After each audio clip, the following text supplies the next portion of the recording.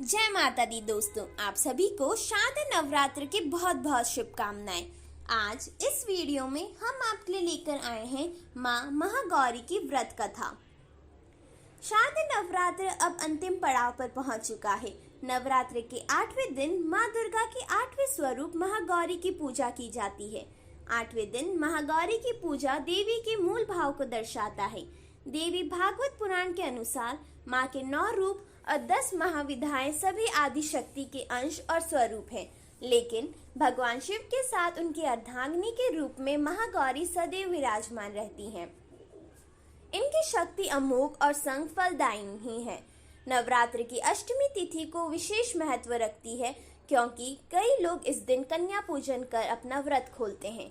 आइए जानते हैं माँ महागौरी के बारे में विशेष बातें। देवी भागवत पुराण के अनुसार देवी पार्वती का जन्म राजा हिमालय के घर हुआ था।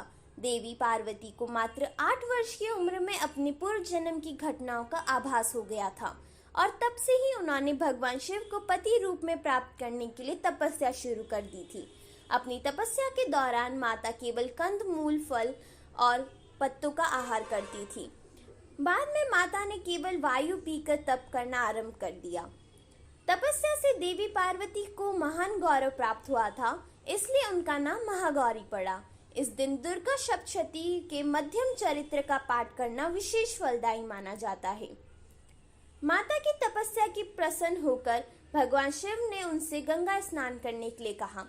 जिस समय माँ पार्वती स्नान करने गईं, तब देवी का एक स्वरूप श्याम वर्ण के साथ प्रकट हुई, जो कौशिकी कहलाई, और एक स्वरूप उज्जवल चंद्र के समान प्रकट हुआ, जो महागौरी कहलाई। गौरी रूप में माता अपने हर भक्त का कल्याण करती हैं और उनको समस्याओं से मुक्त करती हैं। जो व्यक्ति किन्हीं कारणों से 9 दिन तक उपवास नहीं रख पाते हैं, उनके लिए नवरात्र में प्रतिपदा और अष्टमी तिथि को व्रत रखने का विधान है। इससे 9 दिन व्रत रखने के समान फल मिलता है। देवी भागवत पुराण के अनुसार महागौरी वर्ण रूप से गौर अर्थात सफेद है और इनके वस्त्र व आभूषण भी सफेद रंग के हैं। माँ का वाहन वृषभ अर्थात बैल है। माँ के दाहिना हाथ अभय मुद्रा में है और नीचे वाला हाथ में दुर्गा शक्ति का प्रतीक त्रिशूल है। महागौरी के बाएं हाथ के ऊपर वाले हाथ में शिव का प्रतीक डमरू है।